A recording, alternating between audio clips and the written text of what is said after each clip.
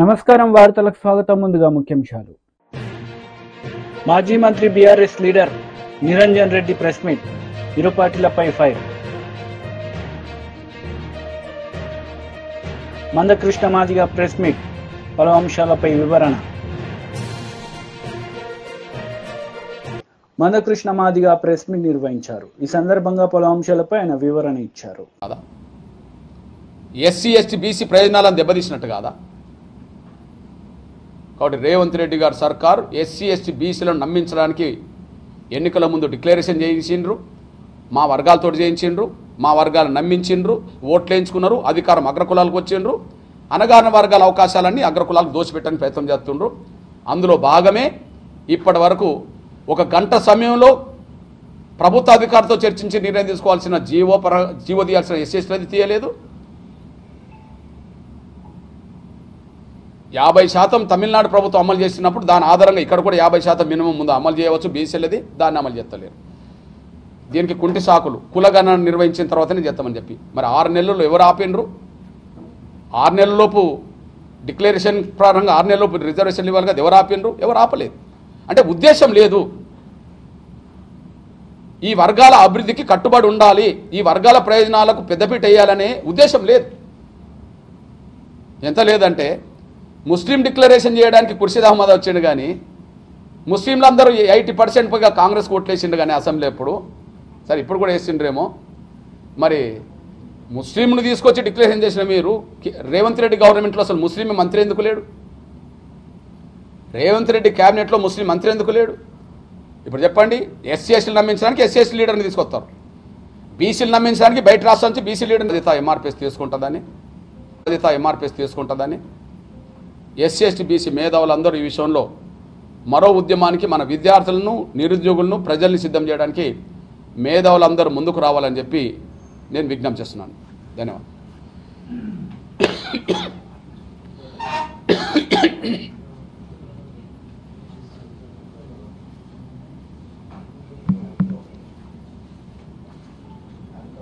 Thank you. Right. Siddaramaiah photo వచ్చిందో? >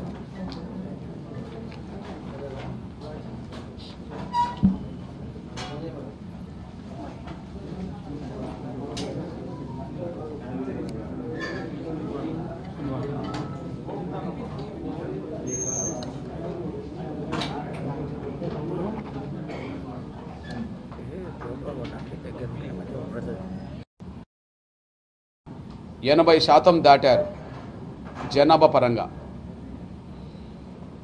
ఈ 80% దాటిన ఈ వర్గాలను నమ్మించి ఓట్లు వేయించుకున్నది కాంగ్రెస్. అధికారంలోకి వచ్చినాక ఈ 3 వర్గాలను ప్రధానంగా మోసం చేస్తున్నది.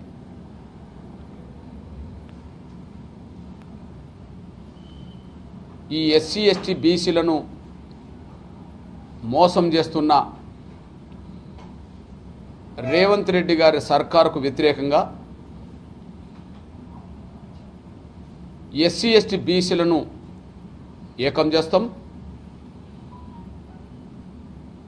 బలమైన ఉద్యమాన్ని నిర్మిస్తాం. ప్రధానంగా ఏ విషయంలో నమ్మించింది, ఏ విధంగా నమ్మించింది, ఏ విధంగా రేవంత్ రెడ్డి గారి సర్కారు మోసం చేస్తుందో రిజర్వేషన్ల పెంపుదలే సాక్ష్యం. ఎస్సీ ఎస్టీలను నమ్మించడానికి ఎస్సీ ఎస్టీ డిక్లరేషన్ చేసింది. ఆ డిక్లరేషన్తో ఎస్సీ ఎస్టీ ప్రజలని నమ్మించే ప్రయత్నం చేయడానికి సాక్షాత్తు కాంగ్రెస్ పార్టీ జాతీయ అధ్యక్షుడే దళిత వర్గం కనుక మల్లికార్జున ఖర్గే గారిని చేవెళ్ళకు తీసుకొచ్చి ఎస్సీ ఎస్టీల రిజర్వేషన్లను పెంచుదామని చెప్పి డిక్లరేషన్ తన చేతుల మీద చేయించాడు. పిసిసి అధ్యక్షుడిగా రేవంత్ రెడ్డి గారు చేయకుండా ఈ వర్గాలు నమ్మాలంటే ఆ వర్గాల ప్రతినిధినే తీసుకురావాలని చెప్పి కాంగ్రెస్ పార్టీ జాతీయ అధ్యక్షుడు ఉండబడే పెద్దలు మల్లికార్జున ఖర్గే గారి చేతుల మీద చేవెళ్లలో ఎస్సీ ఎస్టీ డిక్లేర్ చేశారు. అందులో ప్రధానంగా ఉన్నది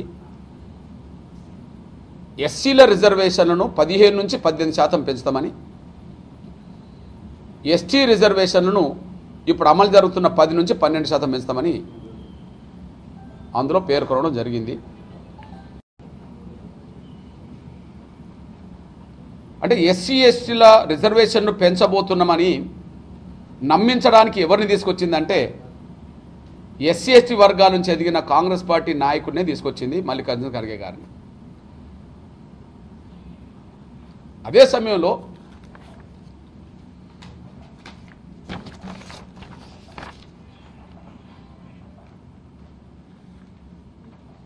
మల్లికార్జున ఖర్గే గారు రెండోది కులగణన చేసి 6 నెలలలోపే రిజర్వేషన్ను పెంచుతామని,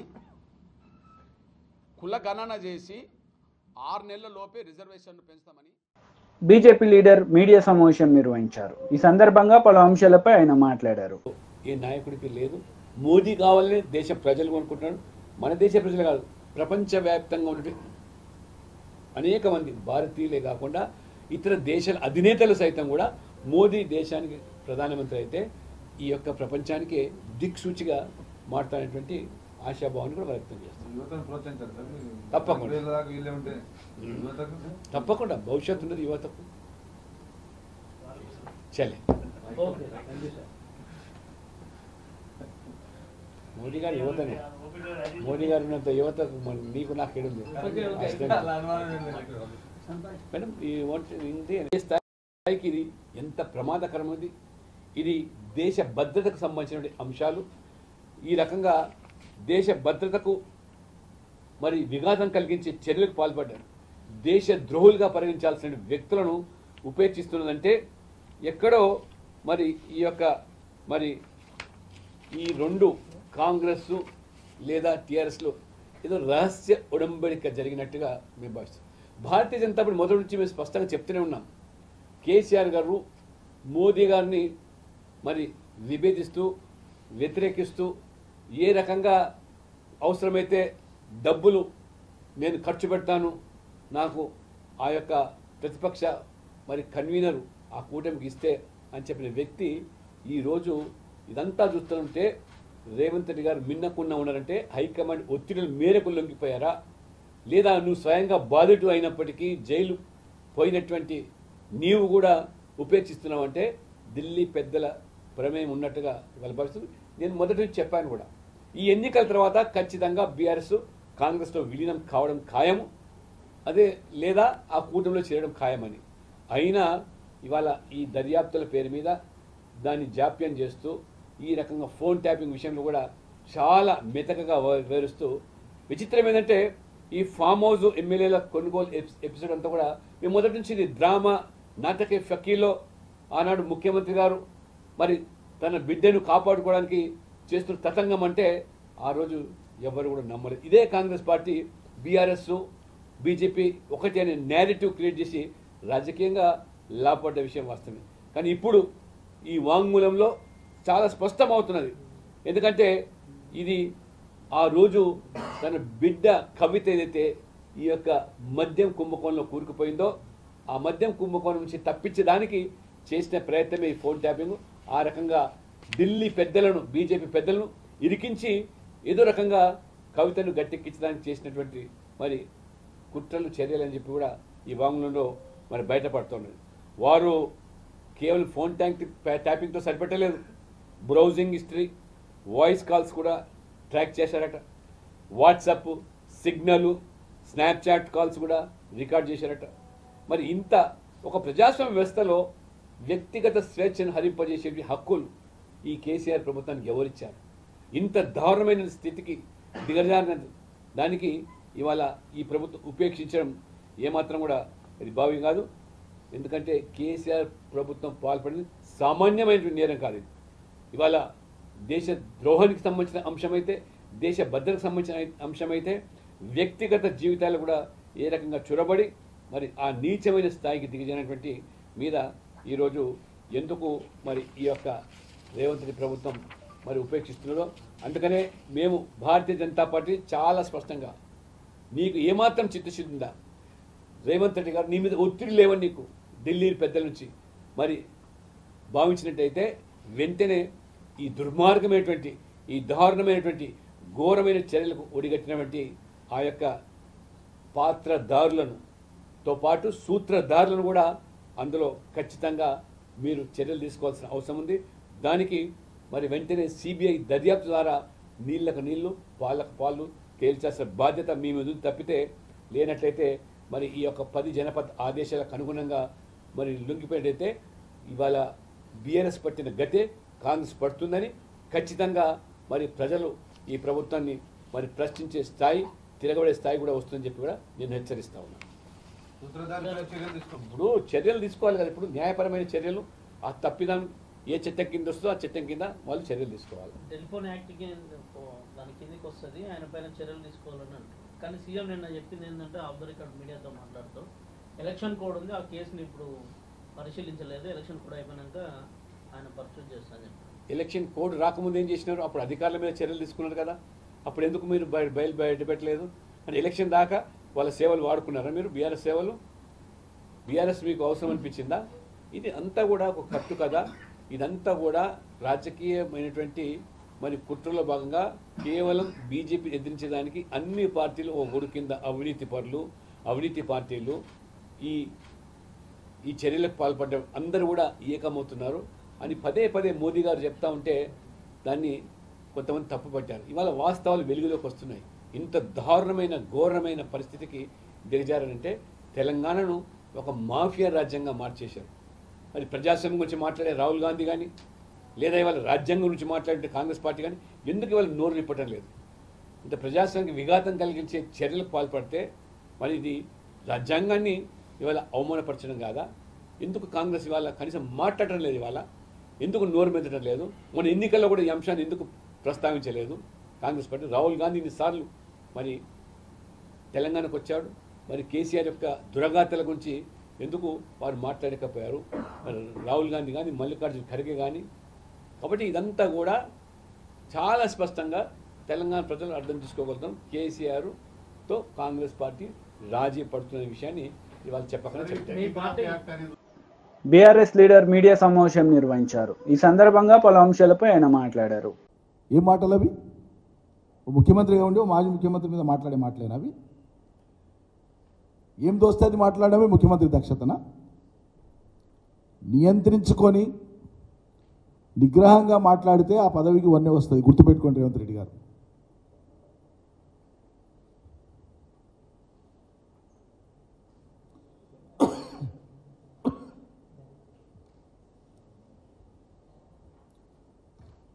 అందువల్ల ఇప్పటికైనా మీరు ఇచ్చిన మాటలకు కట్టుబడి వాటిని అమలు చేసే దాని మీద దృష్టి పెట్టండి నిజంగానే ప్రభుత్వం దగ్గర కానీ ఏదైనా నిర్దిష్టమైన సమాచారం ఉంటే చట్టబద్ధ సంస్థల ద్వారా మీరు చేసే పని చేసుకోండి దానికి డైలీ వారి ప్రచారం అవసరం లేదు అడ్వర్టైజ్మెంట్ అవసరం లేదు ఇంకా చూడబోతానంటే వీళ్ళు పేపర్ యాడ్స్ టీవీ యాడ్స్ ఇచ్చి కూడా ప్రచారం చేయించేటట్లున్నారు ఈ ఆరోపణల మీద వాళ్ళు ఓవర్ ఎంతూజియాజం అట్లా కనిపిస్తుంది ఎగ్జైట్ అయి ఉన్నారు అంతా ఇది మంచిది కాదు శ్రేయస్కరం కాదు ప్రభుత్వాన్ని నడిపే తీరు ఇది కాదు దయచేసి restrain your self refrain from doing such things thank you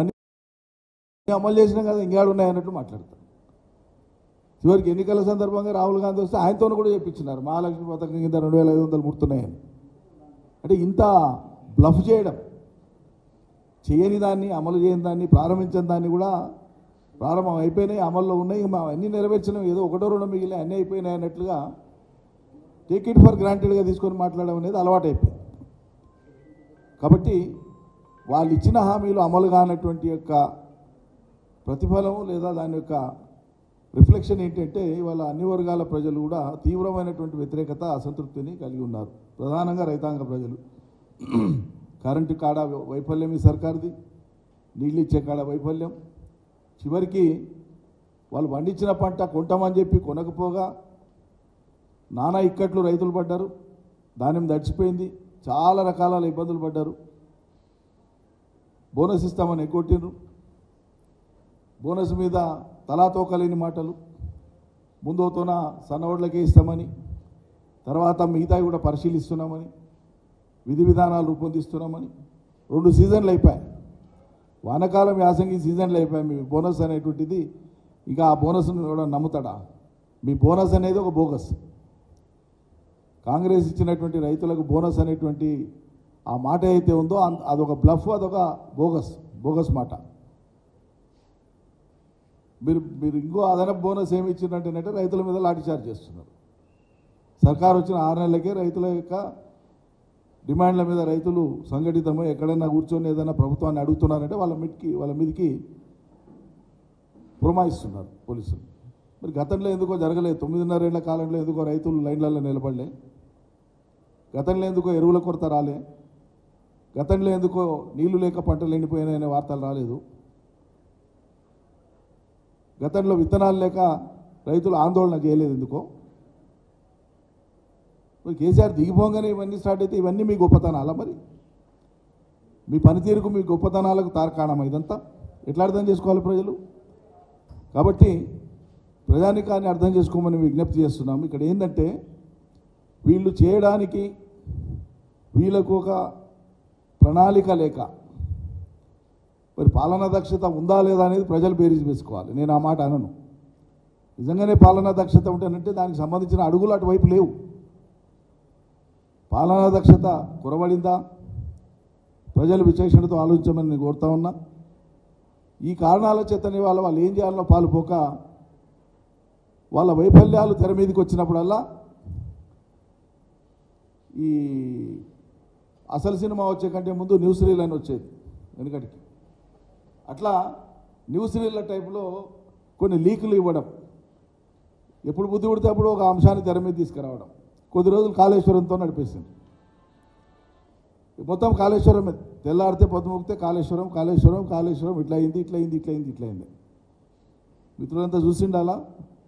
నిన్న మొన్న మెట్రో వాటర్ వర్క్స్ సంబంధించి కానీ, హైదరాబాద్ నది ఏది మంచినీళ్ళ సమస్య మీద కానీ ఇతరత్ర చర్చ జరిగినప్పుడు ముఖ్యమంత్రి మాట్లాడినట్టు మీడియాలో వచ్చింది. ఏందది? హైదరాబాదు 2 జలాశయాలకు 7 టీఎంసీల నీళ్లను, ఉస్మాన్ సాగర్కు హిమాయత్ సాగర్కు 7 టీఎంసీల నీళ్లను మల్లన్న సాగర్ ద్వారా తీసుకురావాలి, త్వరగా ఈ పనులు కూడా చేపట్టాలి, వెంటనే దానికి సంబంధించిన ప్రతిపాదనలన్నీ రెడీ చేయండి అని అధికారులను పురమాయించినట్లు వార్తలు వచ్చినాయి. అంటే ఈ నిలకడ లేని పొంతన లేని దుందుడుకు వ్యవహారం ఎక్కడి దాకా వస్తుందంటే, పోయిన ప్రభుత్వం మీద ఏదో కక్ష తీసుకున్నట్లు మాట్లాడదాం, పోయిన ప్రభుత్వాన్ని బదనాం చేయడం అనేటువంటి ఒక దుగ్ధ తప్ప ఒక కన్సిస్టెన్సీ ఉంటే పాలకులకు తొందరపడకుండా ముందు దాన్ని ఆకలింపు చేసుకొని అర్థం చేసుకొని ఎట్లా పరిష్కారం చేయాలి, ఏం చేయాలని మాట్లాడతారు ఎవరైనా. కానీ వీళ్ళు చేసింది ఏంది? రాగానే కాళేశ్వరం మీద ఏదో పెద్ద మేము బాంబే చేసినాము, ఇక కేసీఆర్ ప్రతిష్ట పోయింది, ఇక కేసీఆర్ అనేది చెల్లడు దీంతో అని చెప్పి పెద్దగా ఏందో బ్లాస్ట్ చేసినాం అనుకున్నారు. మరి కాళేశ్వరం విఫల ప్రాజెక్ట్ అయితేనంటే నువ్వు మల్లన్న సాగర్కి నీళ్ళు ఎట్లా తెస్తావు? మల్లన్న సాగర్ నుంచి హైదరాబాద్ ఉస్మాన్ సాగర్ హిమాయత్ సాగర్కి నీళ్ళు ఎట్టిస్తావు? Simple logic. ఇలా అదే కాళేశ్వరం నీళ్ళు గత అవుతున్నాయి కదా హైదరాబాద్ ప్రజలకు. మేము ఆనాడు చెప్తానంటే మీరు చులకన చేసి మాట్లాడుతుంది కదా. మళ్ళీ ఇలా మీరు మాట్లాడేది ఏంది? కాళేశ్వరం నీళ్ళని మల్లన్న సాగర్ ద్వారా ఉస్మాన్ సాగర్ హిమాయత్ సాగర్కి తీసుకురావాలని నిర్ణయానికి వస్తున్నారు కదా. అంటే మీరు కాళేశ్వరం మీద మాట్లాడింది ఇది ఒక్కటే దృష్టాంతం కాదు, 100 దృష్టాంతాలు ఉన్నాయి. మీరు మాట్లాడింది అవగాహన లేనిది, కేవలం రాజకీయ దుగ్ధతో గత ప్రభుత్వాన్ని బదనాం చేయడానికి మాట్లాడినటువంటిది. టీడీపీ లీడర్ మీడియా సమావేశం నిర్వహించారు. ఈ సందర్భంగా పలు అంశాలపై ఆయన మాట్లాడారు. గెస్ట్ ఆఫీసర్ని పెట్టి ఆయన సంతకం పెట్టి స్టాంప్ వేసి ఆయన వివరాలు అందులో రాస్తాడు. ఎక్కడన్నా పొరపాటున స్టాంప్ వేయకపోయినా లేదంటే ఆయన డీటెయిల్స్ లేకపోయినా అది ఓటర్ తప్పు కాదు, అది ప్రభుత్వం బాధ్యత ఫెలిసిటేషన్ సెంటర్లో. కాబట్టి అటువంటి వాటిని రిజెక్ట్ చేయొద్దు. ఈ 2 కారణాల వలన పోస్టల్ బ్యాలెట్స్లో ఎక్కువ నష్టం జరుగుతుంది కాబట్టి వీటి మీద మీరు క్లారిఫికేషన్ ఇవ్వాలి. ఉన్న రూల్ పొజిషన్ మీరు కౌంటింగ్ ఏజెంట్లందరికీ, కౌంటింగ్ ఆఫీసర్స్ అందరికీ తెలిసేటట్లు ఓ సర్క్యులర్ ఇవ్వండి అని చెప్పి అడిగాం. ఆయన పరిశీలిస్తా అన్నాడు. ఎలక్షన్ అయిపోయింది. అయిపోయిన తర్వాత 18వ తారీఖున మళ్ళీ మేము ఆ రోజున పలానా కాగితం ఇచ్చాము, దాని మీద ఇప్పుడు మీరు ఒక క్లారిఫికేషన్ ఇవ్వాలి, లేదంటే రేపు కౌంటింగ్లో ఇబ్బంది అవుతుంది, మరి ఎలక్షన్ అయిపోయింది కాబట్టి దీని మీద మీరు ఖచ్చితంగా ఒక నిర్ణయం తీసుకోవాలని చెప్పినప్పుడు నేను మీరు చెప్పిన రూల్ పొజిషన్ కూడా చదివాను, ఒక్కసారి అవసరమైతే ఢిల్లీ ఆఫీస్తో కూడా మాట్లాడి నేను దీన్ని క్లారిఫికేషన్ ఇస్తానని చెప్పి 28/5/2024 ఆయన క్లారిఫికేషన్ ఇవ్వడం జరిగింది. ఆయన క్లారిఫికేషన్లో ఏం చెప్పాడు, ఆయన కొత్తగా ఏం చెప్పలా. గవర్నమెంట్ ఆఫ్ ఇండియా అంటే సెంట్రల్ ఎలక్షన్ కమిషన్ ఇచ్చిన సర్క్యులర్లో పారా 3లో పార్ట్ 10లో ఉన్న అంశం ఏంటి, a postal ballot cannot be rejected merely on the ground that attesting officer has not put his seal on the declaration of in form 13A if the attesting officer has given all relevant details with regard to the name designation on that form అని రూల్లో ఉంది. అది అంటే ఏంటి, ఈ pressure of వర్క్లో ఇవాళ 5,04,97,000 postal ballots వచ్చినాయి service oats కాకుండా. కాబట్టి ఎక్కడున్న రష్ ఉన్న చోట కొన్ని చోట్ల పొద్దున్న సాయంత్రం దాకా ఈ ఎక్సర్సైజ్ జరిగింది. కానీ రష్లో ఎక్కడ చిన్న చిన్న ఇటువంటి పొరపాటు జరుగుతాయి. కాబట్టి మేము కూడా దాన్ని ఏమన్నామంటే లిబరల్గా ఉండాలి, రూల్ పొజిషన్ ఉంది కాబట్టి మీరు ఆ ఆర్ఓలకి చెప్పండి అని చెప్పాము. ఆయన ఏం చెప్పాడు, ఈ పొజిషన్ ఇలా ఉంది కాబట్టి ఆ గజిటెడ్ ఆఫీసర్ ఎవరైతే స్టాంప్ వేయలేదో ఆయన వివరాలు అందుట్లో ఉంటాయి కాబట్టి ఆ వివరాలని మీరు అన్ని జిల్లాల్లో షేర్ చేసుకోండి. ఎందుకంటే నా ఓటు వేరే జిల్లాలో ఉండి నాకు ఎలక్షన్ డ్యూటీ వేరే జిల్లాలో ఉంటే నేను ఎక్కడ పని చేస్తున్నానో అక్కడికి వెళ్ళి ఓటేయాల్సి వచ్చింది. కాబట్టి ఆ ఓటు మళ్ళీ తిరిగి నేను ఓటు పనిచేసే జిల్లాకు రావాలంటే వాళ్ళు ఒక కలెక్షన్ సెంటర్ పెట్టుకున్నారు, అన్నీ పంచుకున్నారు.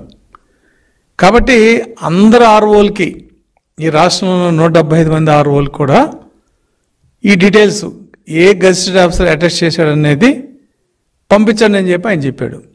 అలాగే ఈ రూల్ పొజిషన్లో ఏదైతే ఉందో దాన్ని ఫాలో అవ్వండి అన్నాడు. రూల్ పొజిషన్లో ఏముంది, పొరపాటున ఎక్కడన్నా ఆయన సీల్ కానీ ఏమైనా వేయకపోతే అటువంటి వాటిని మీరు కన్సిడర్ చేయాల్సిందే అన్నాడు. రెండో అంశం ఏంటి, ఫాస్మెయిల్.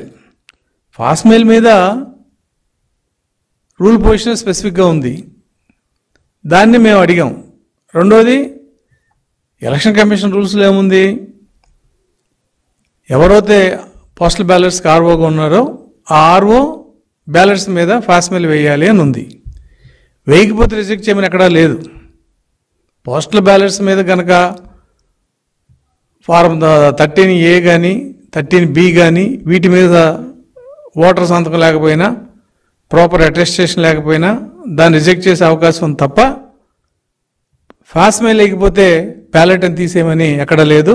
దానికి ఎలక్షన్ కమిషన్ ఏం చెప్పిందంటే ఆ బ్యాలెట్ సీరియల్ నెంబర్ని మీకు కౌంటర్ ఫైల్స్ వస్తాయి కాబట్టి దాంట్లో వెరిఫై చేసుకోండి, అది టాలీ అవుతే దాన్ని వ్యాలిడ్ బ్యాలెట్గా తీసుకోండి అని చెప్పి ఎలక్షన్ కమిషన్ స్పష్టంగా చెప్పడం జరిగింది.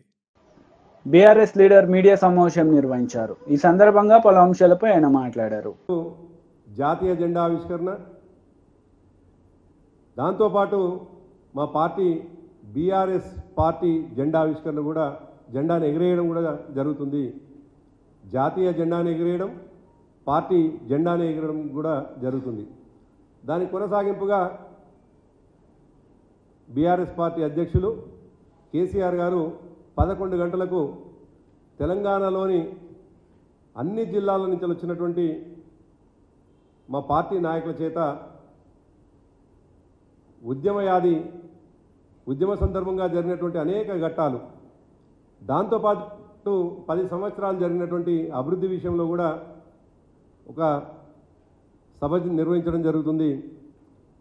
దాని కొనసాగింపుగా దాంట్లో భాగంగానే పక్కనే ఉన్నటువంటి కళింగ ఫంక్షన్ హాల్లో తెలంగాణ ఉద్యమ యాదికి సంబంధించినటువంటి ఫోటో ఎగ్జిబిషన్ కూడా నిర్వహించడం జరుగుతుంది. వీటితో పాటు మేము 3 రోజుల ఉత్సవాలు జరుపుకుంటా ఉన్నాం కాబట్టి ముగింపుగా 3వ రోజు ప్రతి జిల్లాలో జిల్లా పార్టీ ఆఫీసుల్లో మా జిల్లా పార్టీ అధ్యక్షులు జాతీయ జెండాని ఎగిరేయడం, అదేవిధంగా పార్టీ జెండాను కూడా ఎగిరేయడంతో పాటు ఆ రోజు ఆయా ప్రాంతాల్లో ఉండేటువంటి ఆసుపత్రుల్లో పండ్ల పంపకం కావచ్చు, రోగులకు అక్కడ ఉన్నటువంటి పరిస్థితులలో సహకారం చేయడం కావచ్చు, ఈ విధంగా మా పార్టీ నాయకులందరూ కూడా ఆ కార్యక్రమంలో పాల్గొంటారు. మరి తెలంగాణ ఉద్యమం జరిగినటువంటి సందర్భంలో తెలంగాణను కాంక్షించినటువంటి, తెలంగాణ రావాలని బలంగా కోరుకున్నటువంటి ఉద్యమ సంస్థ, ఉద్యమ నాయకులు ఒకవైపు 3 రోజుల ఉత్సవాలు నిర్వహిస్తూ ఉంటే, ఉత్సవాలు జరుపుకుంటుంటే, ఇవాళ ఈ ప్రభుత్వం దుర్మార్గంగా అనేక కార్యక్రమాలకు, అనేక దుర్మార్గమైనటువంటి ఆలోచనలకు తెర లేపడం అనేటువంటిది బీఆర్ఎస్ పార్టీ తీవ్రంగా ఖండిస్తూ ఉన్నది. ఇప్పటికే వినపడతా ఉంది అక్కడక్కడ. ఇప్పటికే అధికారిక చిహ్నమైనటువంటి తెలంగాణ రాష్ట్ర చిహ్నంలో ఉన్నటువంటి వాటిని అన్నింటినీ కూడా తీసేస్తాం అని చెప్పేసి ప్రకటన రావడం అనేటువంటిది చాలా దురదృష్టకరం. ఒకవేళ ఆనాటి ఇప్పుడు ఉన్నటువంటి ఉద్యమ చిహ్నంలో, మన రాష్ట్ర చిహ్నంలో ఉద్యమానికి సంబంధించిన ఆనవాళ్ళు కావచ్చు, ఉన్నటువంటివి వాళ్లకు రాచరికపు ఆనవాళ్ళు అనిపిస్తే, నిజానికి ఆనాడు జరిగినటువంటి అభివృద్ధికి సంబంధించినటువంటి అన్నిటి మీద కూడా వాళ్ళు ఆనాటి జ్ఞాపకాలని, ఆనాటి అభివృద్ధిని కూడా చెరిపేసేటువంటి ప్రయత్నం చేస్తున్నారా అనే అనుమానం కూడా కలుగుతుంది. ఇవాళ కాకతీయులకు సంబంధించినటువంటి కళా తోరణాన్ని తీసేస్తాం అని చెప్తున్నటువంటి ప్రభుత్వం, మరి కాకతీయులు కట్టినటువంటి గొలుసు కట్టు చెరువులు కూడా తీసేస్తారా? వాటిని కూడా విధ్వంసం చేస్తారా? ఆనాడు నిర్మాణం చేసినటువంటి దేవాలయాలు, అనేక దేవాలయాలు ఉన్నాయి, వాటిని కూడా ధ్వంసం చేస్తారా? అదేవిధంగా అసఫ్జాయిల కాలం కావచ్చు. వార్తలు ముగించే ముందు ముఖ్యాంశాలు మరోసారి. మాజీ మంత్రి BRS leader Niranjan Reddy press meet, ఇరు పార్టీలపై ఫైర్.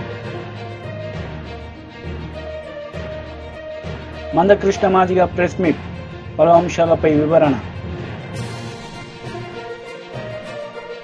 ఈ వార్తలు ఇంతటితో సమాప్తం. తిరిగి ప్రసారమయ్యే వార్తల్లో మళ్ళీ కలుద్దాం. అంతవరకు సెలవు. నమస్తే.